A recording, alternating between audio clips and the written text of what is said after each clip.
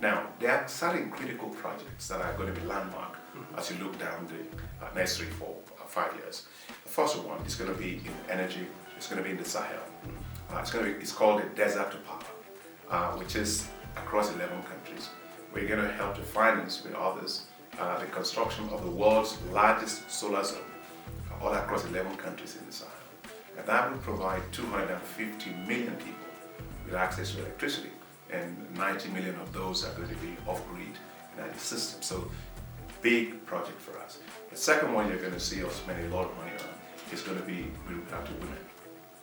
I launched an initiative called the Affirmative Finance Action for Women in Africa to help to provide, mobilize actually $3 billion of financing only for businesses of women. I mean, I don't have anything against you as a guy, but I think that women are the best, to invest in.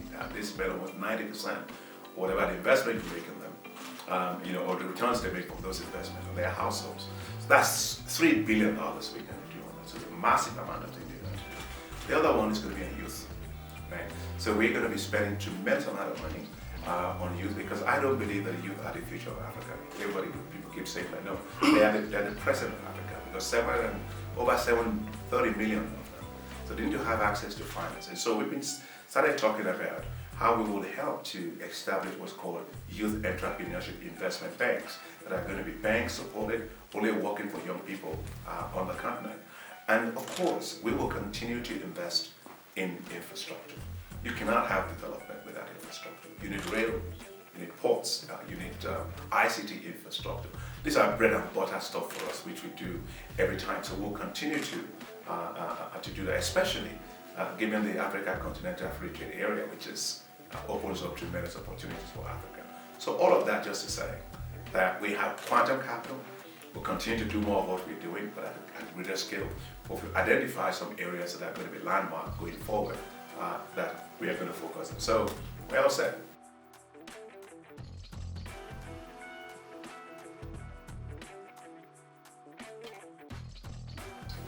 You've got to look at what they mean in the lives of people, right? And so you want to make sure that it's not just the growth numbers that we are talking about.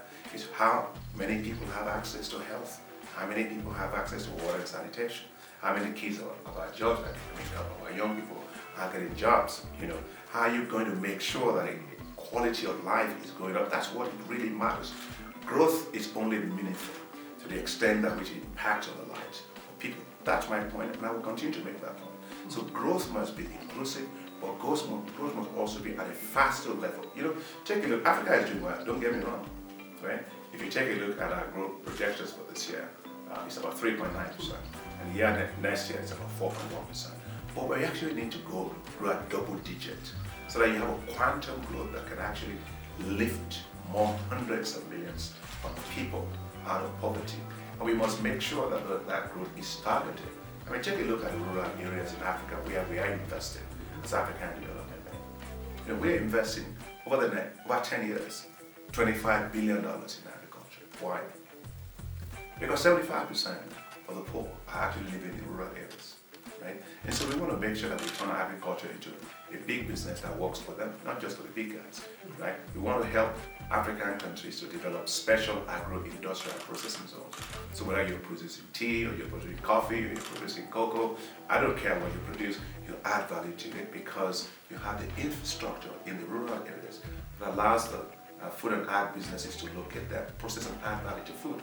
So that will create new zones of economic prosperity that the youth in the rural areas and the poor in the rural areas, we have their lives, go up significantly. So we have to make sure that the nature of growth, the structural nature of growth is such that it helps to lift everybody up.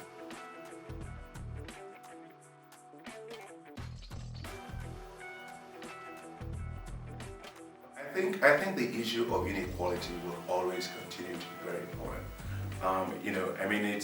If you take a look at it, how you share resources is really going to determine who benefits from growth, right? How do women benefit from growth if they don't have access, for example, to property rights, to access to rent? How are the young people going to benefit from growth if they do not have financial ecosystems that allows them to have the finance they need to turn their ideas into real businesses? Those are the real issues. let's even take the case of what it means in terms of economies to economies, right? So if you look at some of the big countries that are growing today, right? So you have countries that are doing so well, like Rwanda 8.2%, right? You look at Tanzania, you look at Ethiopia, for example, you look at Senegal, you look at Cote d'Ivoire. These are some of the top performing countries that we have. But what happens to the fragile countries? What happens to the small states like Mali, Niger, and so on? Because they are landlocked countries, because they are facing fragilities, because they are buffeted with climate change and all that, which actually makes their growth recede. So we've got to make sure that growth is not just total growth, but that it's actually, you also have inclusive growth. And on this, I think Africa is actually doing well from some of the numbers that we have. Because if you look at the growth number, yes, we say 3.9% is what we see for the continent for this year. But don't forget, 40 countries in Africa are growing at 3% to 5% and above. 20 countries are growing 3 to 5%, and 20 countries above 5%. So we just have to make sure that growth is more even across regions and across countries.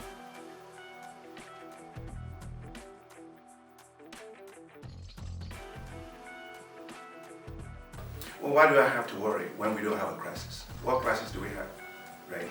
So if you look at the mean debt to GDP ratio in Africa by 2018, it's about 56%. Yes, it's gone up to roughly about 38% that it used to be 10 years before that.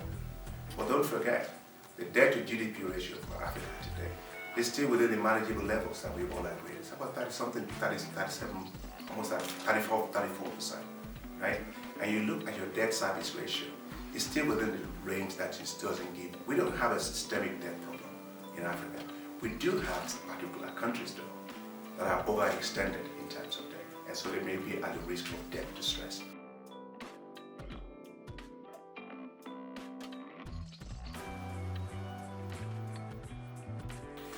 Ethiopia is one of the countries that I admire the most. Ethiopia's economic growth has constantly been very, very high, over decades, more than 15 years. The question you must ask yourself is why? Ethiopia, yes, takes debt, but Ethiopia is not taking debt for consumption. There are two kinds of debt that you can take. If you have a credit card, you can go and take a credit card and buy hamburgers. That's one kind of debt. You can call it hamburger debt. You take the same credit card and you invest in real estate. They're both debt. Are they the same kind of debt? No, the quality of debt matters. What you're spending your debt on. If you're taking debt to invest in quality infrastructure, that's going to allow you to unlock growth and income streams in the future. That's a good debt. But if you're taking debt to pay for recurrent expenditure, that is what I call hamburger debt. But that's not what Ethiopia is doing. Ethiopia is investing massively in infrastructure. We have supported Ethiopia, for example, to construct the road, the highway that links Addis Ababa to Nairobi, all the way to Mombasa. 1,000 kilometers. The African Development Bank invested $1 billion in that. Look at what it has done. It has increased the trade between Ethiopia and Kenya by 400%. 400%. And you're a landlocked country, so it gives you access to the Mombasa port very fast. The second one we're working on right now with the Prime Minister is we're designing the standard gauge that will link Ethiopia to Sudan, among several other things that we are doing. So I think the challenge that Ethiopia had to do more with the revenue profile. It has to do more with its export and its ability to service some of that debt.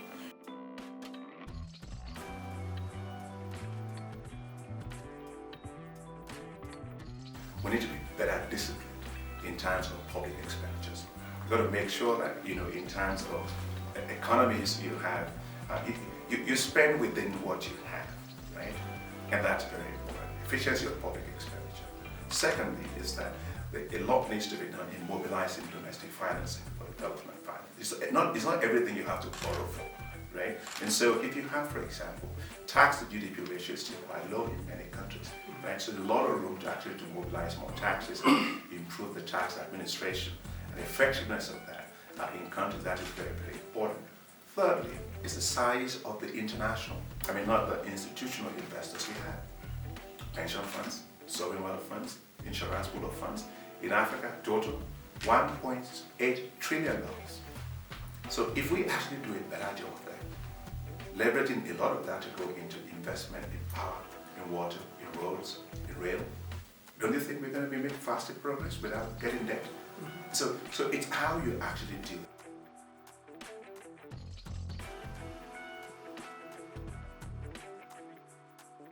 For example, Ethiopia is, and I want to commend the Prime Minister, is opening up the economy. You mentioned liberalization. I think just making it easier for private sector, not just government.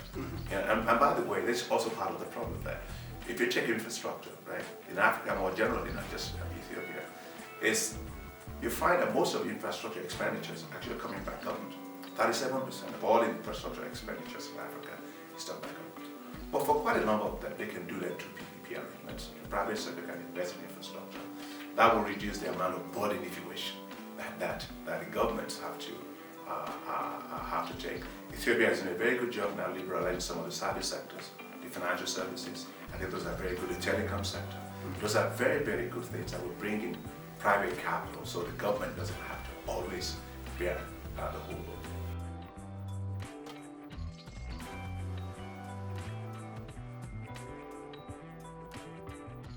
Is that Africa presents tremendous opportunities, and everybody has seen, right?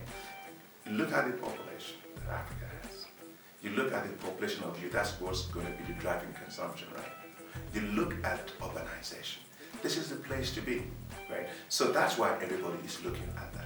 So Africa chooses its friends, Africa chooses its partners, right? And it develops arrangements that it seems benefit, with a multiple plan of multiple group of investors or countries that it wants to work in. And I don't think that Africa's relationship with any country for that matter should be judged in terms of how Africa. So my relationship with you makes my relationship with the other person has to be bad. No. That is a childish way of looking at Africa. Africa is mature enough to determine what it wants to do and who it wants to do it with. What we say at African Development Bank is this: being sure that in any transaction that you do, it's transparent, you have good governance, you make sure that corruption is zero. I don't even think reducing corruption is the issue. We must have a corrupt-free Africa, zero, right? Zero tolerance for that, and making sure that there is the negotiations with whether it's any country for that matter, is not asymmetric, right? It's in your interest. You look first what's in Africa's interest. Take, for example, what we do at the African Development Bank. We've got a lot of countries that are coming to Africa and interested in minerals and mines and metals and oil and gas. But it's a very asymmetric negotiation. And so African countries give away their mines, they give away their oil and gas fields and in production and sharing agreements. That's not necessarily in their interest. And so the African Development Bank has something that's called the African Legal Support Facility, which we actually use to help countries to negotiate even contracts they put themselves to in the past that is not in their interest.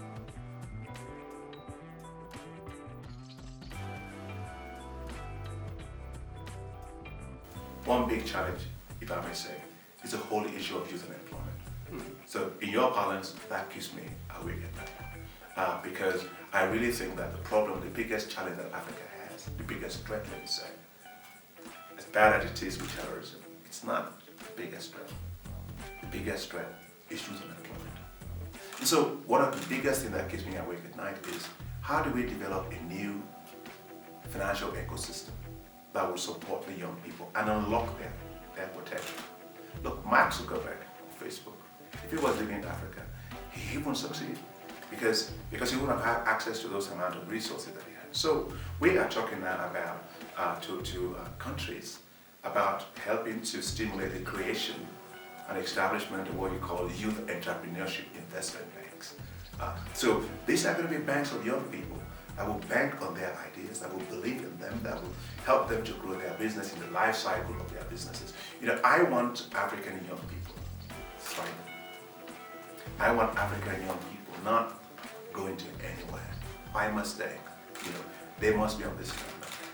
The second one, but in trying to do that, you need a financial ecosystem to support them, to access to capital that is cheap, that can allow them to grow, and equity financing.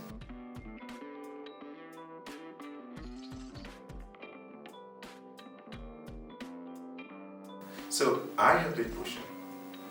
The global community has to support Africa massively with adaptation to climate change. We as a bank are doing our part. We have increased our financing to climate finance from $12.5 billion to $25 billion, right? 50% of our financing is going to climate adaptation. Right? We are the first multilateral development bank to actually have that. So climate change, it's a worry, if I might use that. The jobs issue also is a worry. The third one, of course, is the classic thing that everybody has to worry about, economic headwinds that happens more globally. How do we make sure that we are not at the receiving end of many of these things? And I think that the Continental Free Trade Area offers us the huge opportunity to do that, to make it work so that we can trade a lot more with ourselves and reduce our dependence on external exports or raw commodities that makes us we go into commodity price volatility, which affects Africa's economy. So I think structurally, if you can get the Continental Free Trade Area well, doing that very well, make sure that we have doing the right things for our young people to unlock their potential, so that it's not demographic crisis management, but actually investment management in them. But also at the same time, addressing climate change. I think I'll sleep better at night.